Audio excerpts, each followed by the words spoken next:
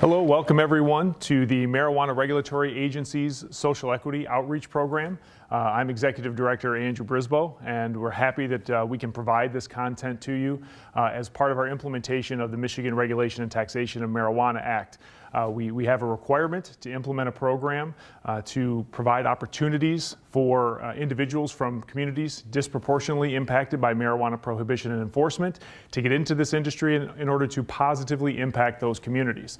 And this is really part of our core mission as it's been stated from the beginning with this agency, where we want to provide education and outreach and collaboration. So the mission of this program really fits in line with our broader mission as an agency as well. This is sort of a first step in the implementation of this social equity program, and we intend to continue to evaluate the resources we're providing, analyze the needs of the communities that we've selected as being impacted in the way that the statute requires, so that we can continue to positively impact those communities and provide additional resources and services to ensure that individuals from those communities can get into this industry, can find employment opportunities within the industry, and ultimately so that we can effectuate positive impacts within all those communities. So the social equity team is here to provide this content to be a continued resource for individuals from those communities through the application process and onward after licensure to ensure compliance, and to continue to provide dedicated resources to the community members that we've identified as being disproportionately impacted. So it's our pleasure to bring this outreach program to you and to continue to evaluate the program and provide those resources. So I'm going to turn it over to Anastasia Franco. She's one of our social equity representatives, so that she can provide some content to you. Anastasia? Thank you, Andrew. You're welcome. All right, well, hello everyone. Thank you all for making it out today. We are really excited to be here and tell you a little bit more about our social equity program. So I first want to start by introducing our team. Our social equity team is made up of 5 social equity representatives. So you have myself, Anastasia Franco. I also have Jacob Nevin, Jocelyn Thomas, Courtney Richardson, and Thomas Dillard. And we are going to be your go-to people when it comes to the social equity program. We're going to be the ones that are going to give you all the tools and resources that you will need throughout the application process, as well as after you are licensed. So first, I'm going to give you a little bit of background about how our program was actually created. So our program is made possible through a provision under the Michigan Regulation and Taxation of Marijuana Act. And I know that sounds really long and lengthy, and that's why you oftentimes hear us refer to it as MRA. But through that provision, what it then required our agency to do was to create a plan. And that plan was to promote and encourage participation in the marijuana industry by people from communities that have been disproportionately impacted by marijuana prohibition and enforcement. But not just that. We didn't want to stop there. We also wanted to positively impact those communities. So we did a couple of things. First, we hosted some work groups. We had 150 participants. We also sent out an online survey where we received 688 responses. And really what the goal with that was to get the public's input. We wanted to know what was most important to you. We wanted you to tell us when it came to identifying the communities, when it came to knowing what were going to be the most important services that we would provide in our program, and then who would be the people that would actually qualify for those services. And when it came to the community specifically, you told us that marijuana-related convictions and poverty were very important to you. So what we did is we took the entire state of Michigan and we looked at marijuana-related convictions, specifically any county where they exceeded the average marijuana-related convictions. And then from there, that kind of gave us a small little pool of counties. From there, we looked at any community where 30% or more of the population lived below the federal poverty level. And that's how we were able to identify 41 disproportionately impacted communities. Now, you will notice that all of these communities do range only in the Lower Peninsula. We do get that question a lot. But they are very wide-ranging, touching the north, the east, the south, and the west side of that Lower Peninsula.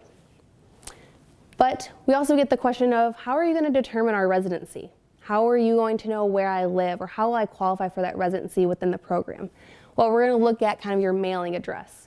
So this is a nifty little image here. If I were to send you a letter in the mail, what would your address be? We're specifically looking at that community, that city there. So in our example here, we have East Lansing. If you live in East Lansing, you would put East Lansing, Michigan there, and that would qualify you for that residency. So we also are going to provide a couple of different services in our program to you. So some of them services are going to include some one-on-one assistance in completing the social equity application. Very simple application. We will touch on it later on in the presentation and show you what that looks like. We're also going to help you in preparing and completing your adult use application. Next, we're going to also educate you on all the marijuana rules and regulations, which are very long and lengthy. And I can tell you by a show of hands that not many of you have probably read through them or maybe had some trouble identifying some of the information in there. So we want to make sure that we're your first stop. We are going to be the ones that are going to help you kind of navigate through there. And lastly, and most importantly, connecting you with some resources. Very important part of our program. We partnered up with a big array of resources. Some of those resources being state agencies. So for example, we partnered up with Bureau of Fire Services, also known as BFS. Now they're going to be the ones that are going to be doing your pre-licensure inspection for your marijuana establishment. Now this will become very important when it comes to what you need to do to make sure that you are compliant. Next, CSCL. If you are looking to create an LLC or a corporation, in other words, a business or an entity, they will be your go-to. Eagle.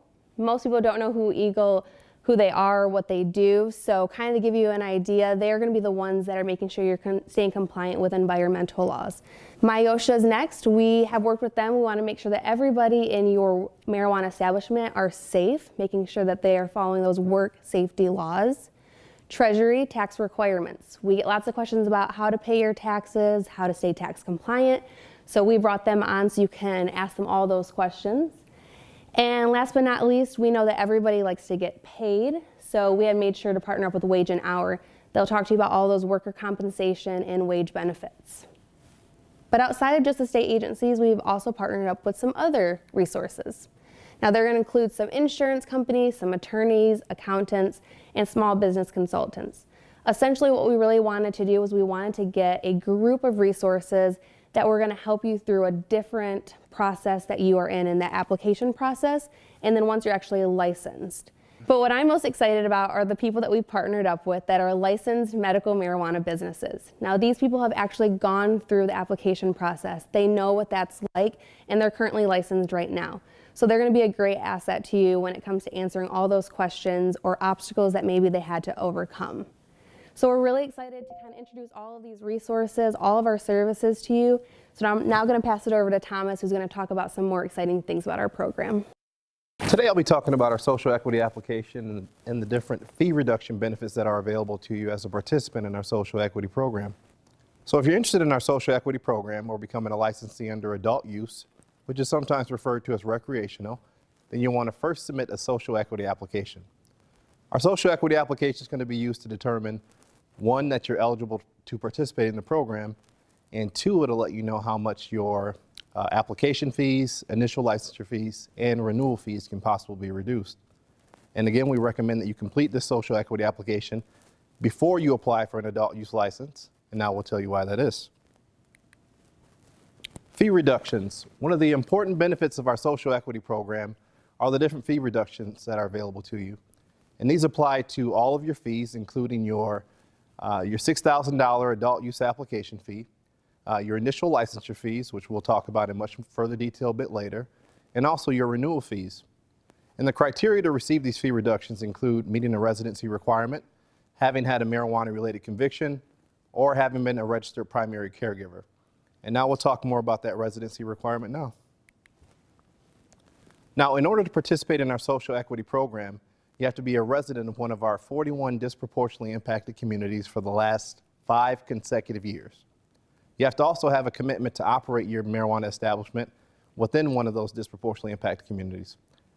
And by meeting that requirement, you'll receive at least a 25% reduction in all your fees. Our applicants may receive an additional 25% reduction in their fees if you have a marijuana-related conviction. However, that marijuana-related conviction cannot be for distribution of a controlled substance to a minor. So combined with the 25% discount that you'll receive for meeting the residency requirement, these applicants are looking at a 50% reduction in all their fees.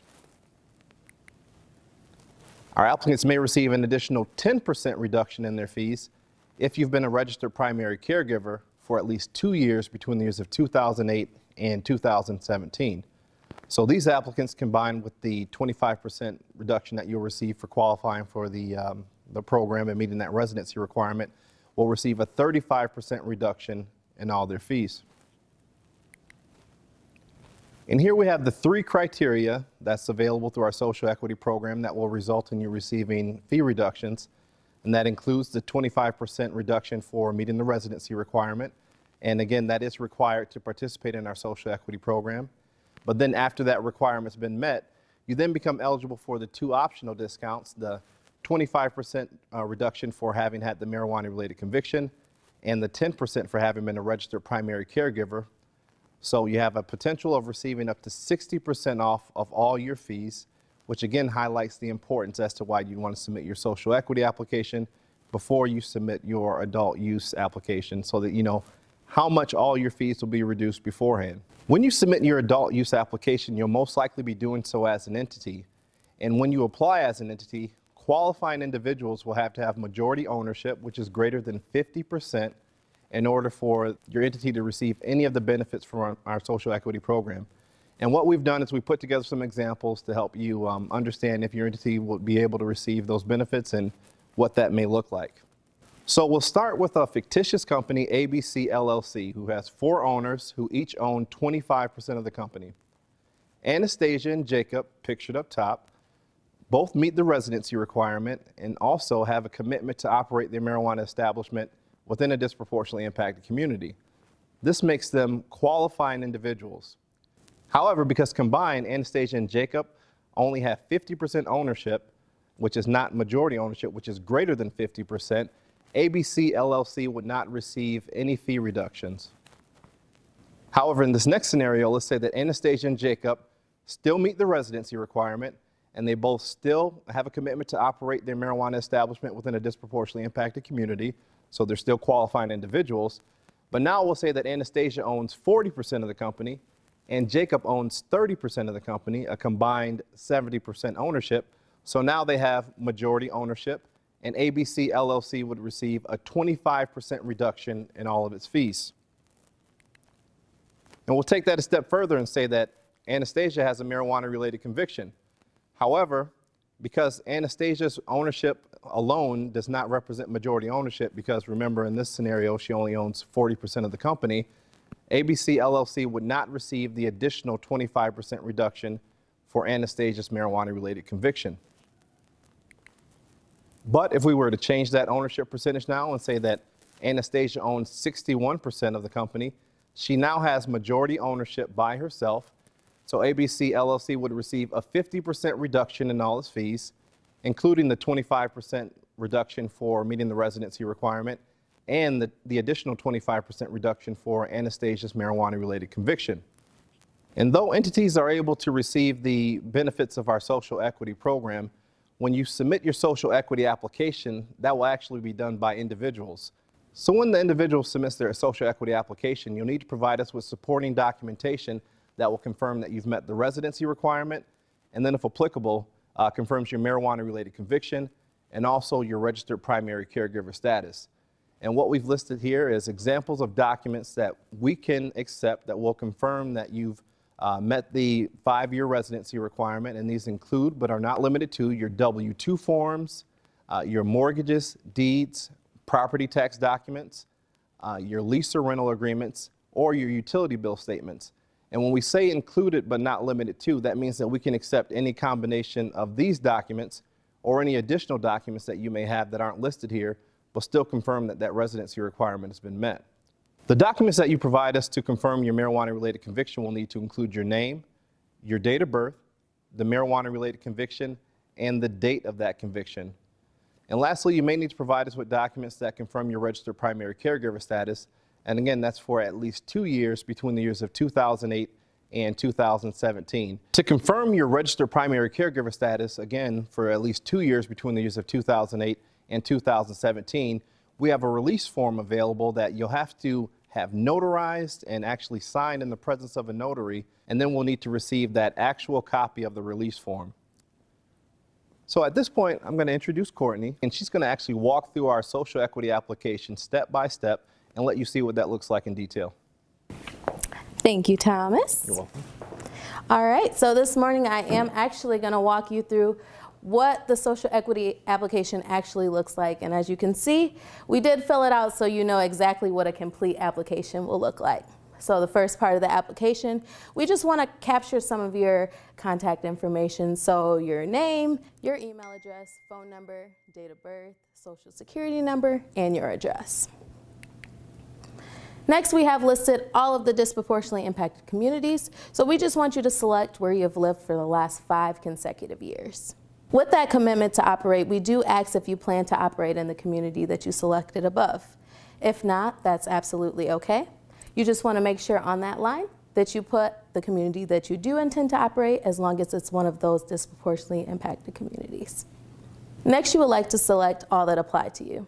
So if you've been a resident of one of those identified communities for the last 5 consecutive years, if you've had a marijuana-related conviction, or if you've been a registered primary caregiver for at least 2 years between 2008 and 2017. Now, this is a very important part of the application. This is where you want to attach those supporting documents. We're going to need those documents to verify your proof of residency. We'll also need documents to verify that marijuana-related conviction, if that applies to you. And also, we'll need documentation to verify that 2 years of caregiver experience, if that also applies to you. Now, next, we want to just know if you would be interested in participating in our future education outreach sessions. Here at our sessions is where we will be providing you with those resources to help you operate a successful business. Now, if you do have an idea of the marijuana establishment that you do intend to operate, you would want to select that here. Later on, we're going to go into further detail of what these different license types are and what they consist of. Lastly, we would like to know if you would like assistance in completing your adult use application. Again, here at our education sessions is where we want to provide that one-on-one application assistance to you. Now, we do get a lot of questions about the type of documentation that you submit with your social equity application. So we provided you with a few examples. The first example we have here is a W-2 form, which is a good supporting document to turn in for residency.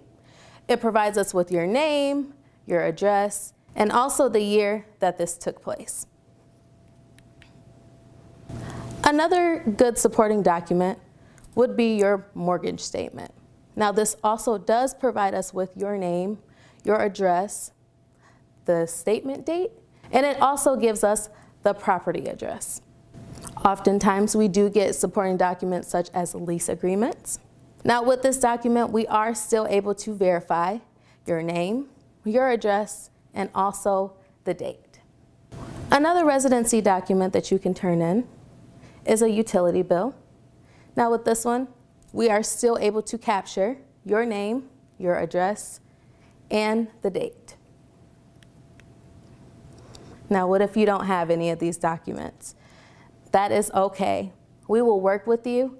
What we are really looking for in the documentation is your name, your address, and also the date. Now, if you've had a marijuana-related conviction, the type of document that we have here is an example of a judgment of sentence. This is a good document because we're able to verify your name, your date of birth, the conviction, and also the date of that conviction. Now, if you have been a registered primary caregiver, we do have that release of authorization form. And this is kind of what it would look like if it was filled out. You want to make sure that each section is filled out properly. This part of the form we did leave blank because this does have to be signed in the presence of a notary. One important thing that you want to make sure that you turn in with that release form is a valid driver's license or state ID. So that was our social equity application. Now I'm going to talk to you a little bit about the adult use licensing process, which happens after you have submitted your social equity application. Now, the adult use licensing process is a 2-step process. Step 1 of this process is pre-qualification of the applicant. And here is where you're going to get your criminal history background check along with your financial background check. Now, I know in medical there are capitalization requirements, but here in adult use, there are no capitalization requirements, so that is something you do not have to worry about here. Now, step 2 of this process is establishment review. Now, here we're looking for 3 things: that your municipality has not opted out of adult use licensing, that you follow the local ordinance, And lastly, that you go through local licensing approval. The last part of this step is that you get a passing inspection from the Bureau of Fire Services and our MRA enforcement section. Now, when you properly submit step 1 and it is not found ineligible, then you are considered pre-qualified.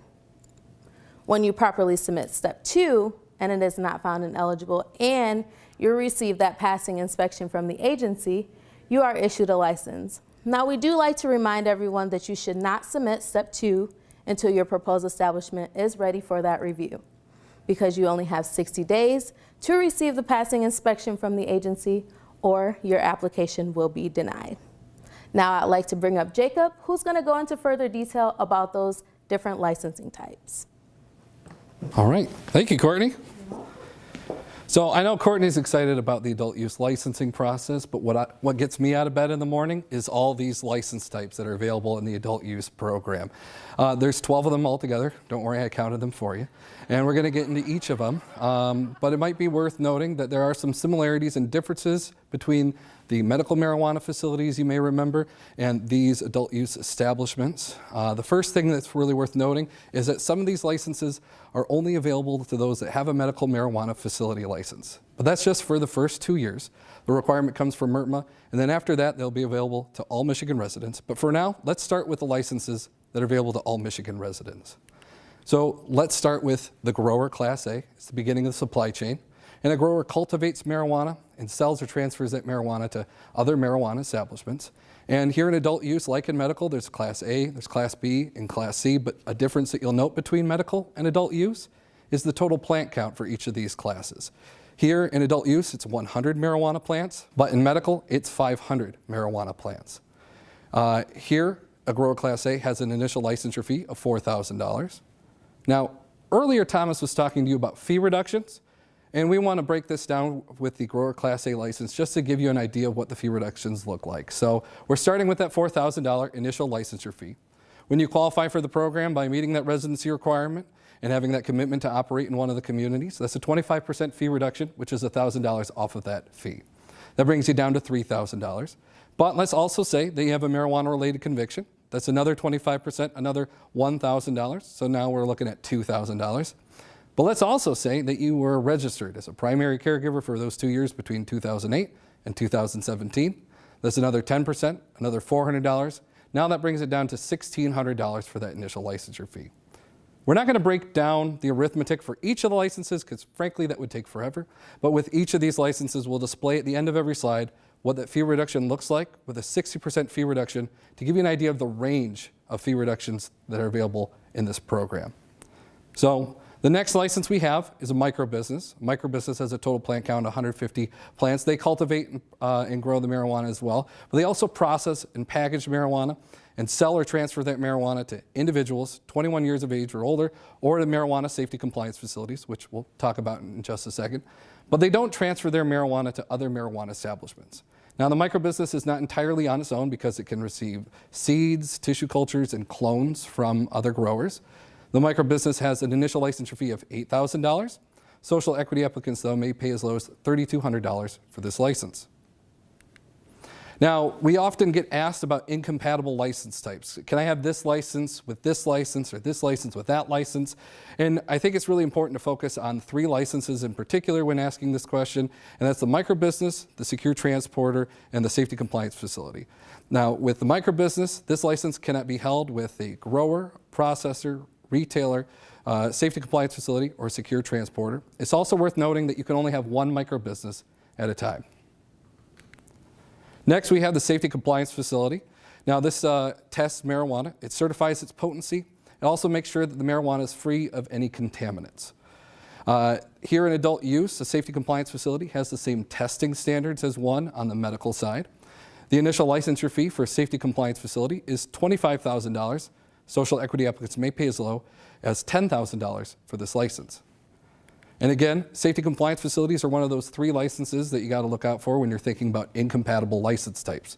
Safety compliance facilities cannot be held also with a grower, processor, retailer, microbusiness, or secure transporter.